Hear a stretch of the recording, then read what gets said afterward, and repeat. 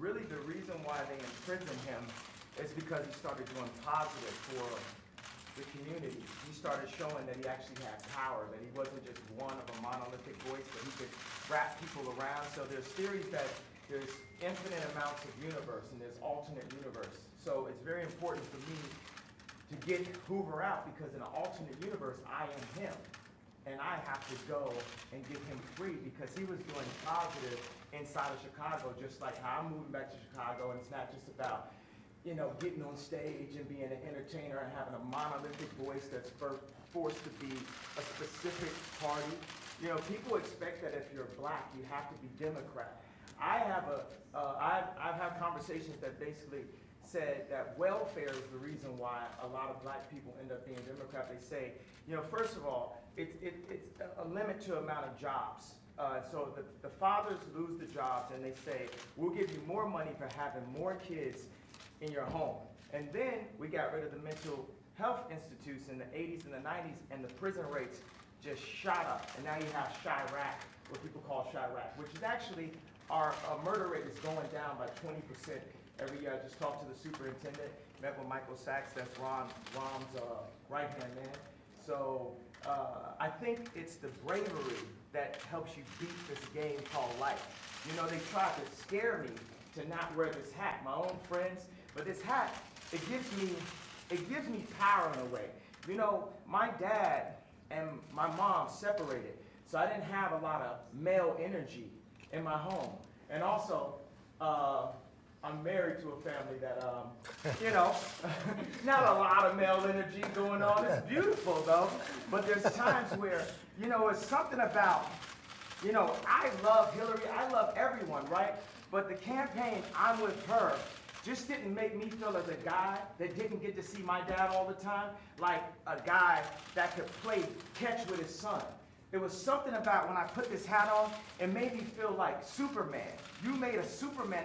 That's my favorite superhero.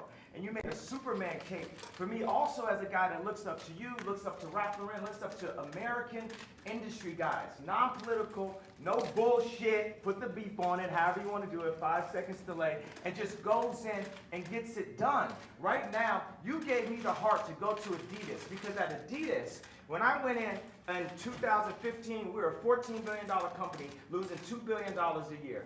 Now we have a $38 billion market cap. It's called the Yeezy effect. And I went to Casper. We had a meeting in Chicago. And I said, you have to bring manufacturing onshore, not even shore, into the core. It's not about the borders, the core of Adidas. And Chicago is the core of Middle America. We have to make Middle America strong. So I had the balls, because I had enough balls to put on this hat. I mean, this Adidas thing made me a billionaire. And I could have lost $200 million walking away from that deal. But even with that, I knew it was more important for me to take the chance of walking away from that deal than to have no fathers in Chicago with no homes. And when we do have prison reformation, because it's habilitation, not rehabilitation, because we didn't have the abilities in the first place. We never had anyone that taught us. We didn't teach us. Exactly. We had no one that taught us, right? So it's more important than any specific deal, anything, that we bring jobs into America and that we provide a transition with mental health and the American education curriculum that Jim has worked on. Larry Hoover also has a curriculum that he's worked on. We have Montessori curriculums that we worked on. WeWorks has a beautiful curriculum. The Waldorf establishment has a curriculum. We have meditation. There's a lot of things affecting our mental health that makes us do crazy things, that puts us back into that trap door called the 13th Amendment. I did say abolish with the hat on, because why would you keep something around that's a trap door? If you build in a floor, the Constitution is the base of our industry, right? Of our country, of our company. Would you build a trap door that if you mess up and you accidentally something happens, you fall and you end up next to the Unabomber? You got to remove all that trap door out of the relationship. The four gentlemen that wrote the 13th Amendment, and I think the way the universe works, it's perfect. We don't have 13 floors, do we? You know, so the four gentlemen that wrote the 13th Amendment didn't look like the people they were amending. Also, at that point, it was illegal for blacks to read, or African Americans to read. And so that meant if you actually read the amendment, you get locked up and turned to a slave. Again, so what I think is we don't need sentences, we need pardons. We need to talk to people. I was diagnosed with bipolar disorder. I was connected with a neuropsychologist that works with the athletes in the NBA and the NFL. And he looked at my brain. It's equal on 3 parts. I'm going to go ahead, drop some bombs for you. 98 percentile IQ test. I had a 75 percentile of all human beings, but it was counting 8 numbers backwards after it was repeated. So I'm going to work on that one. The other one's 98%, Tesla, Freud. So he said that I actually wasn't bipolar. I had sleep deprivation, which could cause dementia 10 to 20 years from now, where I wouldn't even remember my son's name. So all this power that I got, and I'm taking my son to the Sox game and all that, I wouldn't be able to remember his name from a misdiagnosis. And what we need is we can empower the pharmaceuticals and make more money. That's one thing. I've never stepped into a situation where I didn't make people more money. So we can empower pharmaceuticals, we can empower our industries, we can empower our factories, we can bring not only Adidas on shore, we can bring Foxconn to set up a factory in, I think, Minnesota, 53,000. Wisconsin. Yeah, Wisconsin. They have 4,000 jobs, people making $53,000 a year. And one of the things we got to set is Ford to have the highest design, the dopest cars, the most amazing. I don't really say dope. I don't say negative words and try to flip them. We just say positive, lovely, divine, universal words. So the flyest, freshest, most amazing car. And what we want to start with is, I brought a gift with me right here. This right here is the iPlane 1. It's a hydrogen-powered airplane, and this is what our president should be flying in. Look at this, Jared. We'll get rid of Air Force One. Can we get rid of Air Force One? No? You don't like that? Well, we're going to have Apple, an American company, work on this plane with. But you know what I don't like about, it's not that I don't like, what I need Saturday Night Live to improve on, and what I need the liberals to improve on is, if he don't look good, we don't look good. This is our president. He has to be the freshest, the flyest planes, the best factories, and we have to make our core be empowered. We have to bring jobs into America because our best export is entertainment and ideas. But when we make everything in China and not in America, then we're cheating on our country. And we're putting people in positions to have to do illegal things to end up in the cheapest factory ever, the prison system. I'll tell you what, that was pretty impressive, folks. I hate to say this, Jim. Do you want to say something? What do you do after that? You don't mind if I... You are please, Jim, please. Right. Great, right? Isn't that a great statement? And it's so true.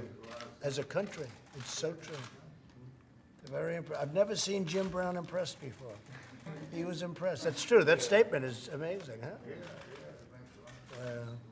I want to tell you, it's great to have you guys with us. And we're going to go in, we're going to have some lunch. That was quite something. That was quite something. That was from the soul. Yeah, no. It's really very interesting. Yes, yeah, please. So you had said of President Bush that he doesn't care about black people. And you've heard some people say that about this president. How do you respond to that? What do you think of that? I think we need to care about all people. And I believe that when I went on to NBC, I was very emotional, and I was programmed to think from a victimized mentality, a welfare mentality. I think that with blacks and African Americans, we really get caught up in the idea of racism over the idea of industry. We say if people don't have land, they settle for brands. We want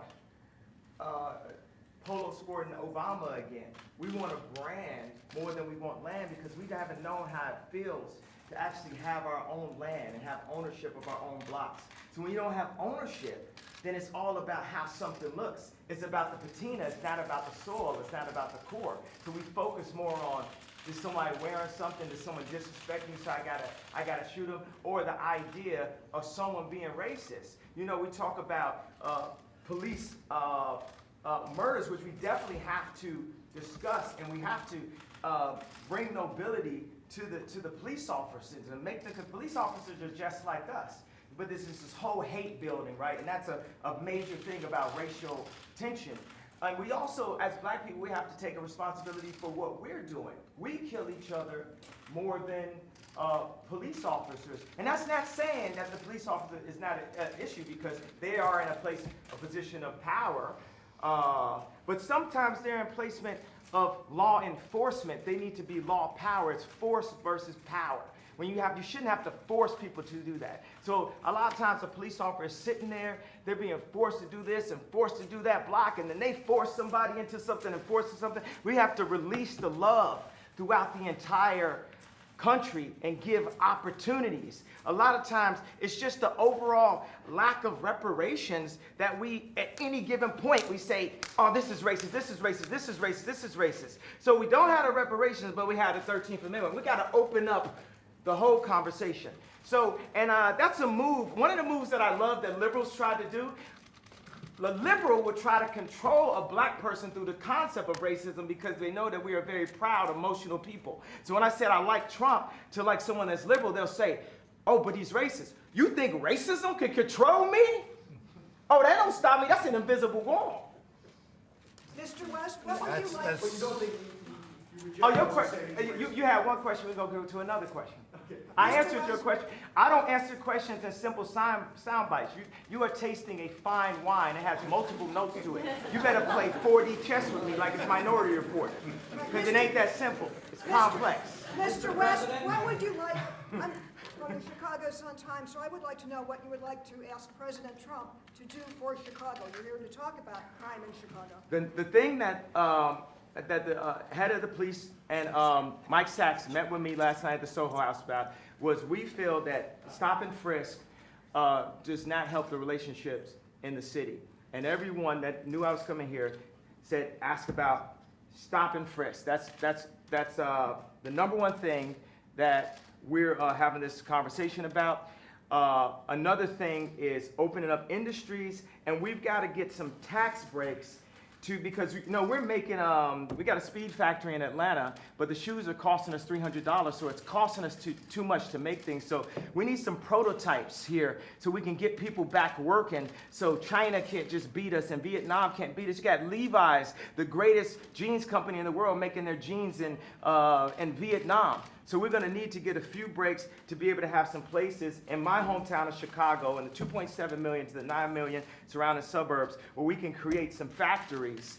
Now, I think it would be cool for them to be Trump factories because he's a master of industry. He's a builder. And I think it would be cool to have Yeezy ideation centers, which would be a mix of education that empowers people and gives them modern information. Like sometimes people say, this kid has ADD, this kid has ADD. He don't have ADD, school is boring. It was boring, it's not as exciting as this. We have to make it more exciting, we have to mix curriculums. You play basketball while you're doing math. You learn about music while you meditate in the morning. We have to instate mental health and art programs back into the city. So those are, and also Larry Hoover is an example of a man that was turning his life around. And as soon as he tried to turn his life around, they hit him with 6 life sentences. So I believe you say don't tear down the statues. Larry Hoover is a living statue. He's a beacon for us that needs to see his family, that needs to go out and represent. When you have a block leader on every single block, they can own the block as their own. That's something I learned from Jim Brown from A Mayor I Can. We need to put curriculums from people who really came from the streets, not people who are just trying to set us up to go into a work system or prison system that applies to what people are really going through, which Jim Brown has created. What about gun violence with all the debate about the Second Amendment going on? The problem is illegal guns. Illegal guns is the problem, not legal guns. We have the right to bear arms. President Trump has said that he favors stop and frisk. Are you guys going to be discussing that? Do you think you can change his mind? Yeah, we're gonna discuss. I didn't mean to put you on blast like that, bro. But it's definitely. I'm open-minded. I'm here. Mr. I am President, I'd like him open-minded. to speak at one of your rallies. He can speak for me anytime he wants. He's been a great guy. He's a smart cookie, smart. He gets it. These two guys, Jim Brown, he's been doing this for a long time. Is this a future presidential candidate? Could very well be. Only after. Could very well be. 2024. That's good. I'm glad to hear that. We have a good, and the thing is, let's stop worrying about the future. All we really have is today. We just have today, over and over and over again, the eternal return, the hero's journey. And Trump is on his hero's journey right now. And he might not have expected to have a crazy motherfucker like Kanye West run up and support. But best believe, we are gonna make America great. Now the thing is, another thing is black people have an issue with the word again. And I believe my feeling from that is because I'm gonna go all the way Sigmund with it, because time is a myth. All we have is now, all we have is today. So the word again, it doesn't hurt us because of the idea of racism and slavery and different things. It hurts us because we need to focus on who we are now, today. I believe. So I actually brought some hats in that have a bit of a transition. I'm not trying to put you up there a spot a little bit. I made a hat that says Make America Great. Just that. But I would love to see, at the Super Bowl, Trump wearing the Make America Great hat, Colin wearing the Make America Great, and showing that we can bend a bit on this side, we can bend a bit on this side, and we can learn how to be malleable in the infinite universe that we are and the loving beings that we are. That we don't have to stick to all traditions. And we aren't a side. We are one unit. We are one country. We are one moment in history and time. We might have been here before, but right now, we're here together. And the greatest value that people have are other people. And we need to stop working on red and blue. It's like a gang again. Let me ask you this question. You're in the Oval Office. Okay. How does it feel to be in the Oval Office? Oh, it is good energy in this. Isn't it good energy? Yeah. It's good energy. It's a great place. Jim, how do you feel? I feel good. Yeah. I truly feel good. I thank you too. You're so respected. And what Kanye's doing has been incredible. All over the world, they're talking about this. And I have to tell you, I had important meetings today with senators and with everything. Nobody cared. They wanted this meeting. This is the meeting. Is that right? I can say that to John. No, the others were good, right? But this is what they want. Maybe only you would be here. Well, it's my honor, Jim. I want to tell you, I've been a fan of yours for a long time. Long time. Nobody like you. Nobody like you. No athlete like you. Well, you know why I'm here? I'm here to serve. Yeah, it's really nice, man. I'm not here to ask for anything. Well, I'm here to- and you know, that's always been the way Jim has been for a long time. And he just wanted to help, and it's something special. Jennifer, did you have a question? I guess, what do you feel about stop and frisk? Are you gonna? Well, we're gonna look at it. I'm open to everything. Hey, look, I think it's a shame what's happening in Chicago. What else can be done? I'm in Chicago a lot too. I have nice things in Chicago. You know that, right? And I hate to see what's happening. They're having the numbers of people being shot and killed, and it's not for this country. So they have to do something, and I am totally open. If we can do it a different way, Kanye, I'm totally open. But they have to do, I mean, we all agree they have to do something, that's Mr. for sure. President, is it a law enforcement issue, a legislation? Well, maybe it's a legislative combination issue? of both. Yeah, I guess it is, but I think it's probably a combination of both. And it's also a respect issue. They respect this guy, they respect this guy. That's a big thing. Right now, they're not respecting, let's say, your mayor, or let's say your leadership in Chicago, but certainly it shouldn't be happening.